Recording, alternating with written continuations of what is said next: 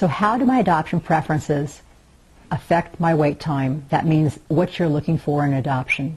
For example, if you are looking for a Caucasian baby girl, your preferences are going to limit you on the amount of birth moms that see you and the exposure you have to potential adoptions. If you are open to any race, any age, and any gender, you're going to go out to a tremendous amount of birth moms and and birth families over a shorter period of time. Also, you'll be more attractive on the internet too, because more people will be able to see that you are open to these different races and ages.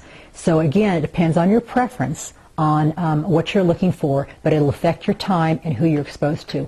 The more open you are, the more times you'll go out. Instead of going out once or twice a week, you may go out 30 or 40 times a week, depending, again, on what you're looking for. So keep that in mind when you're looking at your preferences. What is it you want to do, and how soon do you want to parent? It'll really depend on your preferences.